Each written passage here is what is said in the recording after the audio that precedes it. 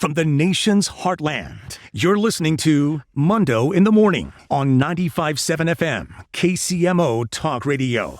I was getting tired watching Bill O'Reilly on social media and on TV this week. My goodness. He's in D.C. He's doing town halls with NewsNation. He's at the Charlie Kirk Medal of Honor, Medal of Freedom award ceremony that took place on Monday. He was all over Washington, D.C., and he's kind enough to join us here for a few minutes. You hear the O'Reilly Morning Update at 7:15. You hear the No Spin News, 8 p.m. here on KCMO. He's still active, obviously, on BillO'Reilly.com. And Confronting Evil is still topping the charts. Bill, what was the best part of this exhausting week for you? When I came home last night. that was it. It was crazy, I have to say. I went to the Kirk ceremony as a reporter. I wasn't an invitee. I don't really know the family. But it was a good story. So I was there, and the dynamic in the room was all Republican. I mean, I was hoping that there would be a couple of Democratic congresspeople or senators that might come over to send a message, but I didn't see any. That was the highlight. And then when I was standing there doing what reporters do, which is observe and, excuse me, Pete, talk to some people, Waters wandered over. Jesse Waters. And, I've known him forever, and I'm making fun of him, and that's what I usually do. And then Glenn Beck wanders over, and I'm making fun of him. And then Tucker Carlson, then Sean Hannity. So I quickly realized that this is never going to happen again with all these people attached to Fox News, historically or contemporized. So I got the picture, and in 10 minutes, the whole it was just blew up. Mm-hmm. And you saw it, right? Yeah, oh yeah. I mean, I was going to ask you about that. To be a fly on the wall for that conversation, what was that like? Basically lighthearted. Light, okay. But the people there, and I was the nexus. I mean, look, I've been around the longest, and I think I have the most extensive resume of all of them. And they all came over, and we, look, it wasn't a somber occasion like the funeral. It was an honor for Kirk's family. And his wife, his widow, was very eloquent, extremely eloquent woman, Erica. And it got a little emotional, but this was before that. This was in the run-up. And then I had a bunch of meetings with people. And in D.C., everybody wants to have meetings. I mean, I'm not a real meeting kind of guy, but they all want to have meetings. And I said, but my limit is about 20 minutes for these things, and, So I'm meeting with this secretary and that congressperson, and then we did the Three Americans show at the Kennedy Center, which really came off well, I thought. Mm-hmm.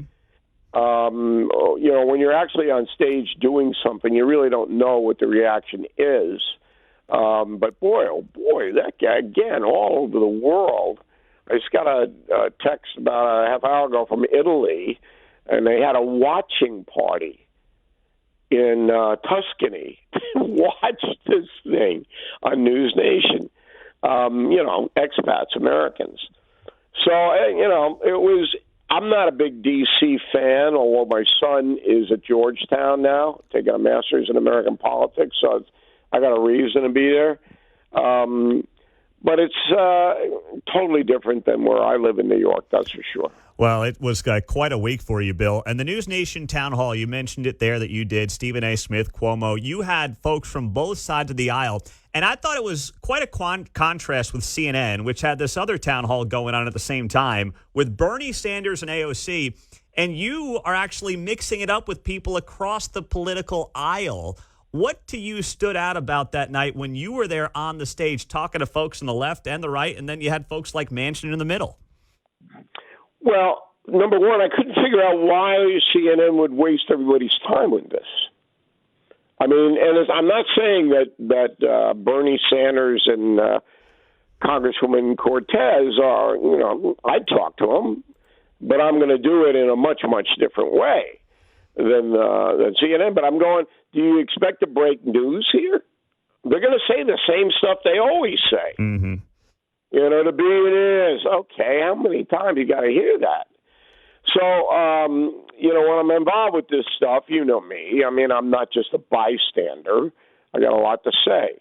And I knew that a good panel of smart people, I could break some news.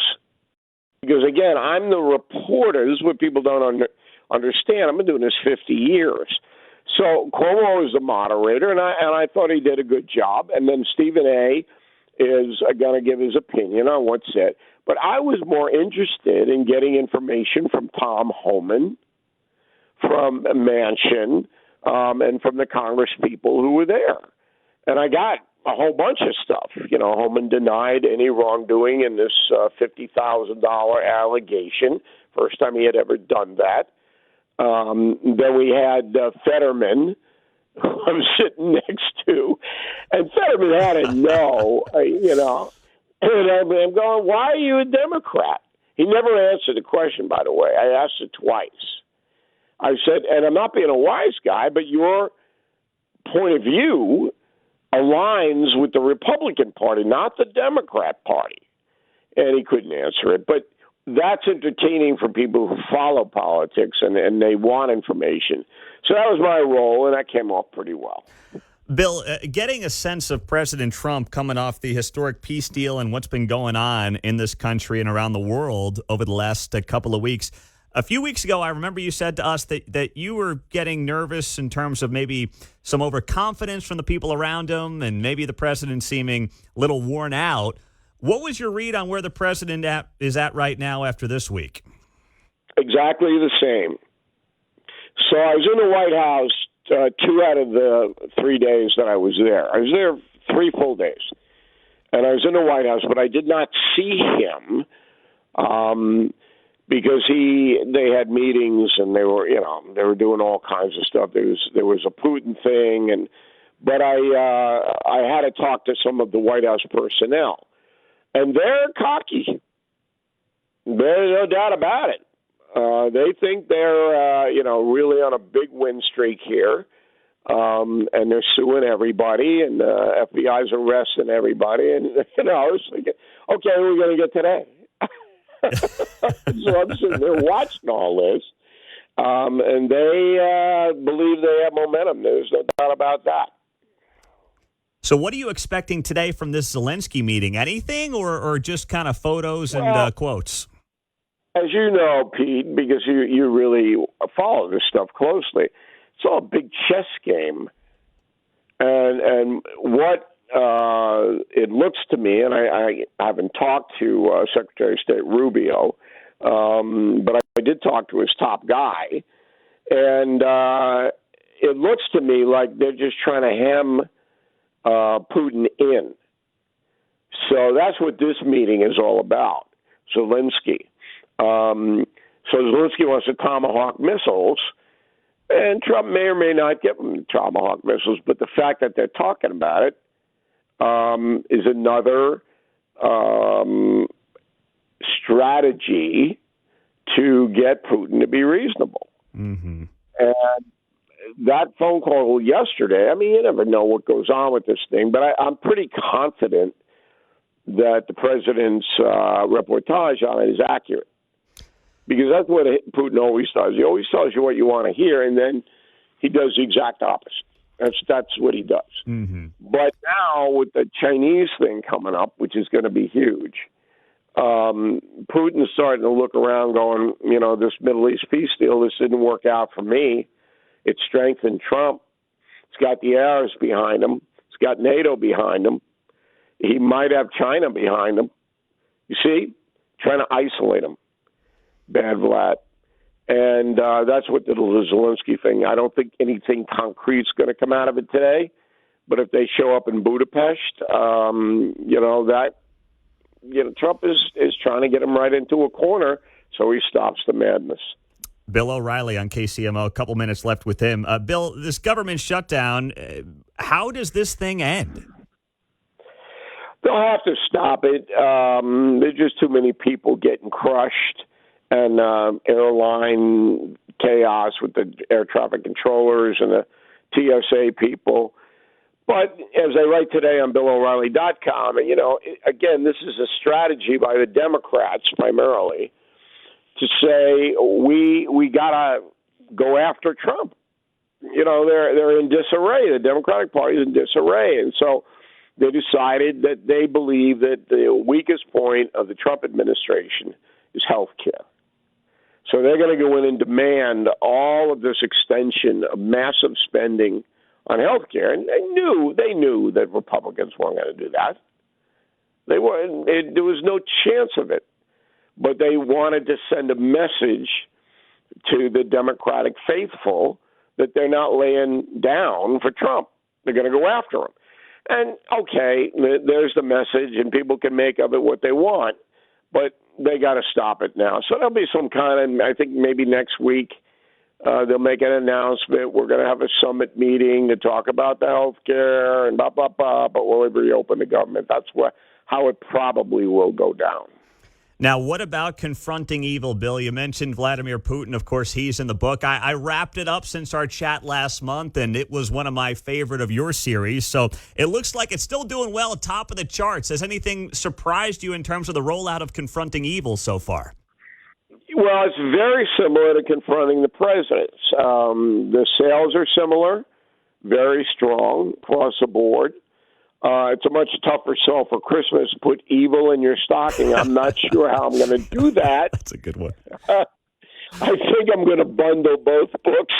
That's smart. Presidents and Evil, but it's a little harder to sell on Christmas. But we're pleased with these books because people don't read as much as they used to. They're all, trapped into this cell phone computer business. And the reviews are very strong, and I'm glad you liked it. You learn a lot, and then all of 15 miscreants are relevant to this day. Mm-hmm. People don't know that one of the reasons that the Chinese people roll over and allow these communist totalitarians to run everything is they've never had a day of freedom in their lives in China, ever. Since the planet was, inhabited, the Chinese people have never been free for one day. And they are deeply suspicious of outsiders. And that goes all the way back to Genghis Khan.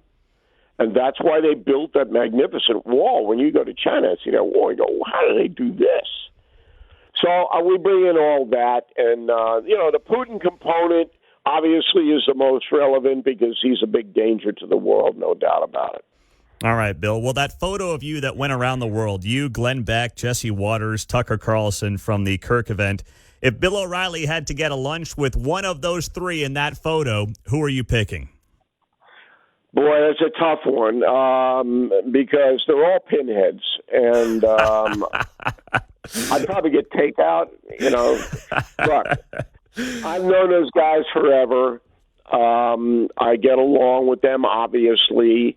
We're all really different people, but I can't make a determination on that level. I mean, if they all wanted to have lunch, I would buy. Let's put it that way. Okay, he would buy. That's great. Bill O'Reilly's not going to owe anybody anything. I love that. Bill, thank you for your time. What a week. We were watching, we were following, and we'll be listening 8 p.m. tonight, No Spin News and BillO'Reilly.com. Thanks so much.